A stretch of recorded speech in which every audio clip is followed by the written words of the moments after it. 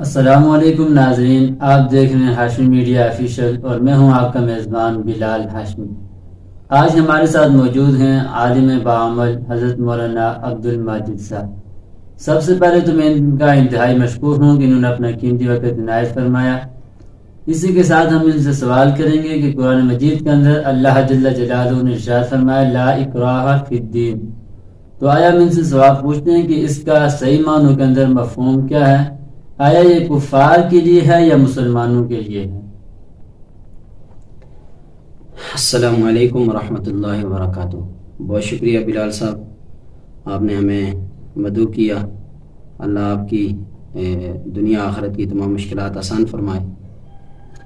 آپ کا سوال لا اکراہ فی الدین کے حوالے سے ہے۔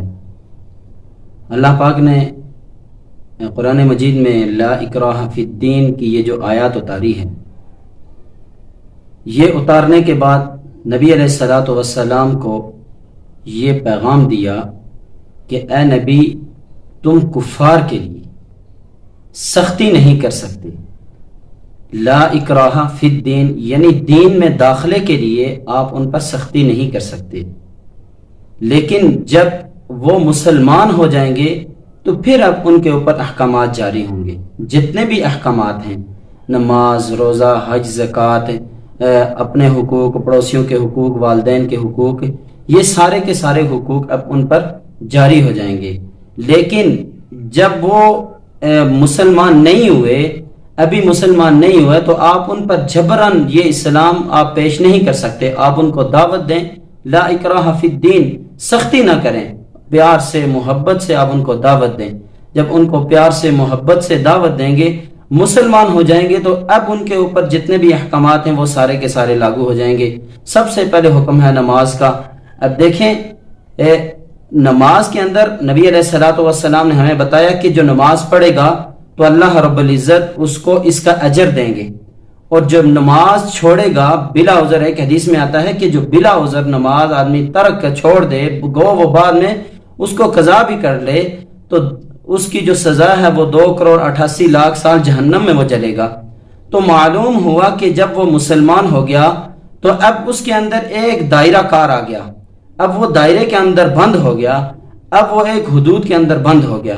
اب وہ اس حدود کی پامالی کرے گا، اس حدود کو کراس کرے گا، تو اللہ رب العزت نے اس کے اوپر سختی کا حکم دیا ہے۔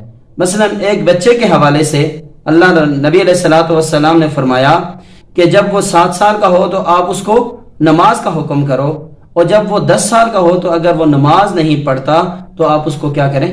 سختی کریں۔ آپ اس کو کیا نام ہے، اس کی جان اس کو سختی سے پیش آئیں تاکہ وہ نماز پڑھنا شروع ہو جائے۔ تو ایسے ہی جتنے بھی حقوق ہیں، اب جہاد کا حکم ہے۔ اللہ رب العزت نے حکم دیا کہ کتب علیکم القتال وہو کرہ لکم، کہ تمہارے اوپر قتال فرض کر دیا گیا۔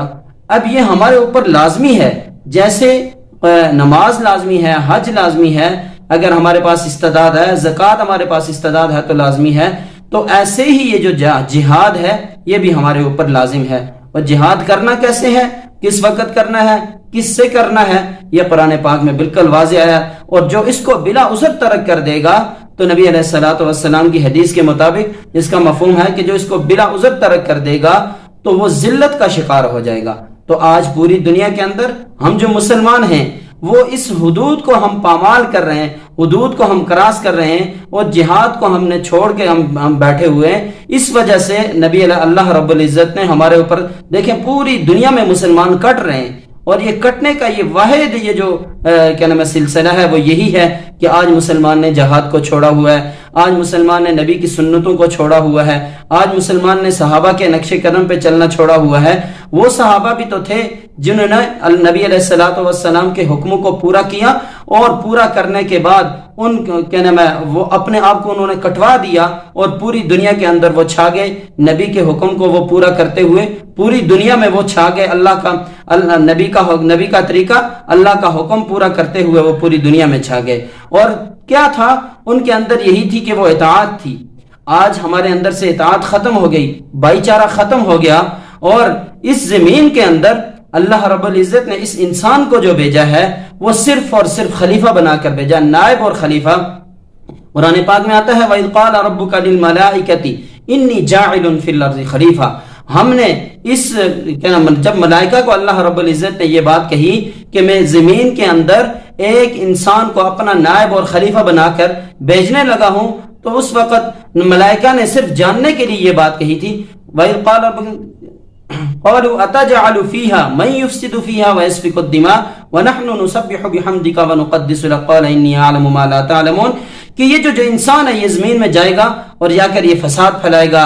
تو اگر آپ کو مقصود صرف یہی ہے، عبادت مقصود ہے، حمد و ثنا مقصود ہے، تو ہم تو کر رہے ہیں. ہم جو جس فرشتے کی سجدے میں ڈیوٹی ہے وہ سجدے میں ہے، جس کی قامے میں ہے وہ قامے میں لگا ہوا ہے، جو قیام میں وہ قیام میں ہے مستقل.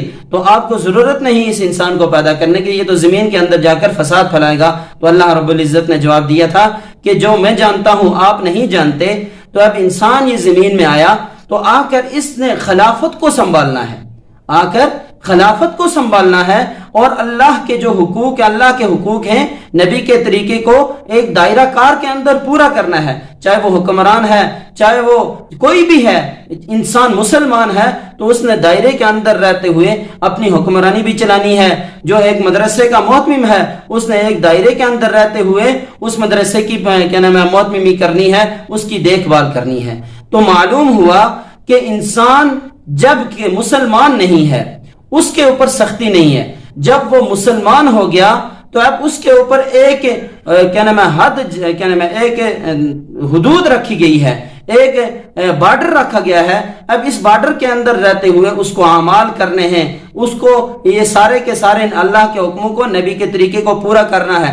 اگر وہ اس بارڈر کو کراس کرے گا تو پھر اللہ نے اس کے اوپر سختیاں کی ہوئی ہیں، اور نبی علیہ الصلوۃ والسلام کی حدیث کی روشنی کے مطابق بھی اس کے اوپر سختی ہے. تو سب سے جو اہم جو سوال تھا بلال بھائی کا وہ یہی تھا کہ لا اکراہ فی الدین. اس کا خلاصہ کلام لب لباب یہی ہے کہ جب تک آدمی مسلمان نہیں ہوا آپ اس پر سختی نہیں کر سکتے. اب وہ مسلمان ہو گیا تو اس پر اللہ کے حکم جتنے بھی ہیں وہ سارے کے سارے اس پر لاگو ہو گئے. اگر وہ ان کو پورا کرے گا تو ٹھیک، اللہ اس پر اجر دے گا. اگر وہ پورا نہیں کرے گا تو اللہ کی طرف سے اس کو سزائیں ہیں. اللہ پاک ہمیں، آپ کو اور سارے مسلمانوں کو دین کو سمجھ کر اس پہ عمل پیرا ہونے کی توفیق عطا فرمائے. وآخر دعوانا ان الحمدللہ رب العالمین. بہت شکریہ بلال بھائی. آخر میں اس مفہوم کی روشنی میں تمام مسلمانوں کے نام کوئی پیغام ہمارے ناظرین کو دینا چاہیں. آخر میں یہی ہے کہ ہم سارے کے سارے مسلمان دین کے اوپر عمل پیرا ہوں، دین کو سمجھیں. اور دین وہ دین کہ جو اللہ رب العزت نے نبی کو دیا، اور نبی نے صحابہ کو دیا، صحابہ نے آگے امت تک پہنچایا. قرآن مجید کو ہم سمجھیں، قرآن مجید کے اوپر ہم ریسرچ کریں، احادیث کو ہم سمجھیں، ہم اس پر عمل پیرا ہوں، اور اپنے جو حکمران ہیں اور اپنی جو ہماری حکومت ہے اس کو ہم خلافت کے دائرے پہ لائیں. جو جمہوریت ہے یہ اسلام میں اس کا کوئی دخل بھی نہیں ہے، نہ اس میں اسلام کے حوالے سے کوئی معلومات ہیں، بلکہ نہ اسلام کے اندر کوئی ایسی چیز ہے کہ وہ جمہوریت کے حوالے سے یہ سارے کا سارا نظام چلائیں، بلکہ خلافت کے اعتبار سے زمین پر یہ جو انسان ہے یہ خلیفہ ہے، نائب ہے، اللہ کا خلیفہ نائب ہے. اس اعتبار سے ہم اپنے معاملات کو چلائیں اور اپنا جو امیر ہے، ہمارا جو حکمران ہے، اس کو خلافت کے دائرہ کار کے اندر لاتے ہوئے ہم اپنی زندگی کو گزاریں. وآخر دعوانا الحمدللہ. بہت بہت شکریہ. اسی کے ساتھ ہم اجازت چاہتے ہیں. السلام علیکم.